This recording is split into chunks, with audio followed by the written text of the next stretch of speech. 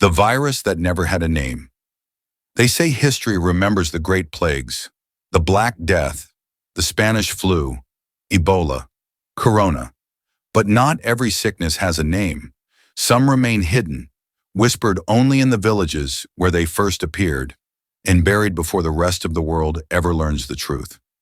This is the story of one such illness.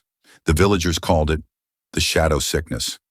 It began in the late 1980s in a forgotten corner of Africa.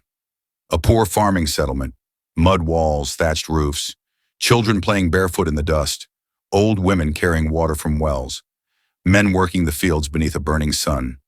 At first, the illness looked harmless. A fever here, a cough there, nothing more than what poor families already lived with. But then, the symptoms began to change. The sick grew weak. Their skin took on an unnatural paleness, even in the heat. Their eyes burned red. They bled from their gums, from their ears, sometimes even from their very pores. And then came the strangest part. Some victims simply disappeared. Witnesses swore that the sick wandered off into the night. No screaming, no crying. They just walked into the darkness and never returned.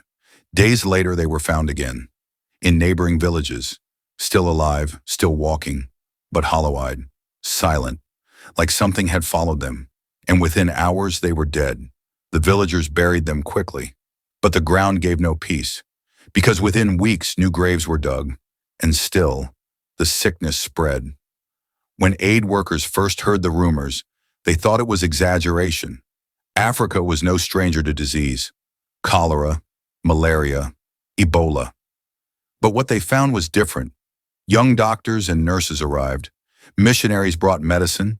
Journalists carried notebooks, cameras, tape recorders. They wrote reports. They described symptoms even deadlier than Ebola. They noted hallucinations, violent seizures, sudden disappearances. One doctor wrote, "It feels like the sickness does not just take the body, it takes the person." As if the patient is no longer themselves in the final hours, the reports grew darker. One nurse described a child who laughed as he bled, a man who whispered in languages no one understood, a woman who walked for miles after death before collapsing, and then, almost as suddenly as they had come, the doctors were gone, the nurses were recalled, the missionaries sent away, the journalists silenced. Official vehicles rolled into the villages, strangers in white suits, their faces hidden behind masks. They took samples of blood. They took the notebooks, the photographs, the tape recordings, and then they left. The samples were locked away, the records destroyed, the reports never published. On paper, the outbreak never existed.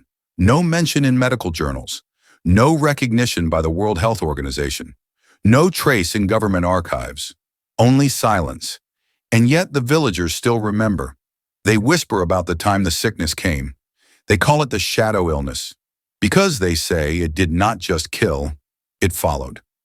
In the years that followed, strange stories continued to surface. Travelers claimed entire villages emptied overnight. Aid workers disappeared, their camps abandoned. A river turned red, as if poisoned by blood.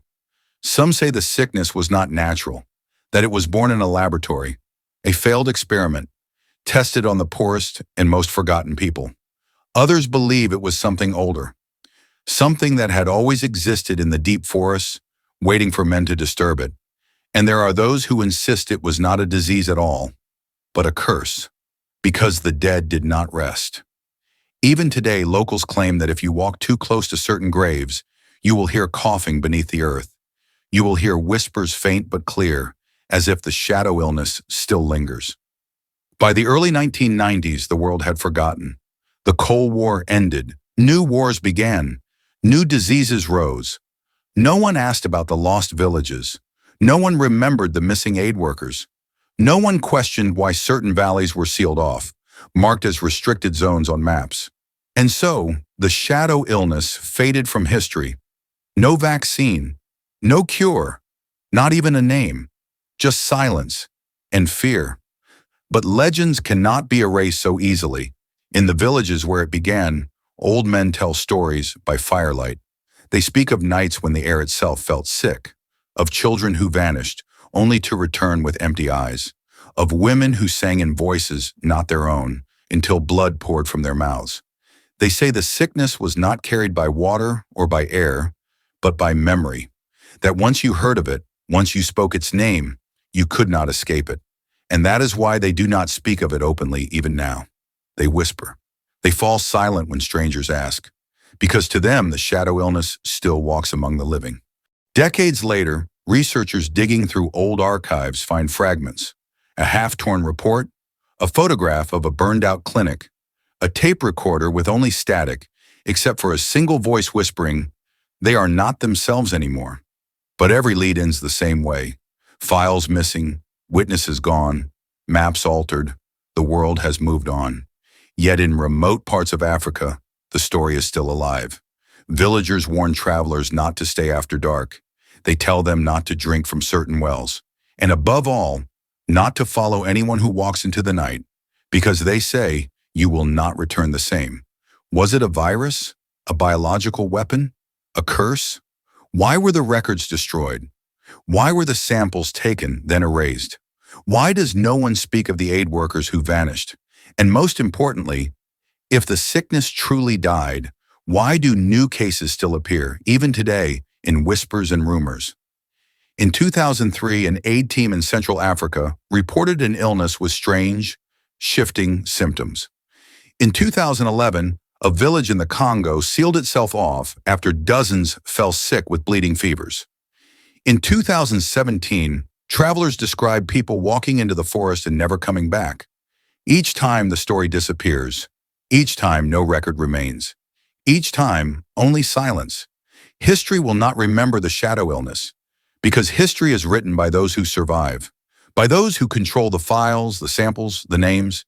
But in the villages where it began, they still tell the story. They say the shadow illness is not gone, that it waits, that one day, when the world has forgotten enough, it will rise again. And when it does, no border, no government, no science will stop it. Because you cannot cure what you cannot name. The virus that never had a name.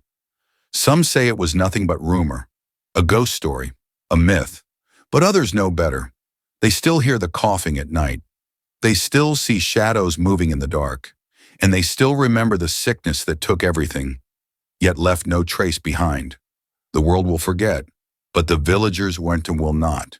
Because once you have seen it, once you have spoken of it, the shadow never lets you go.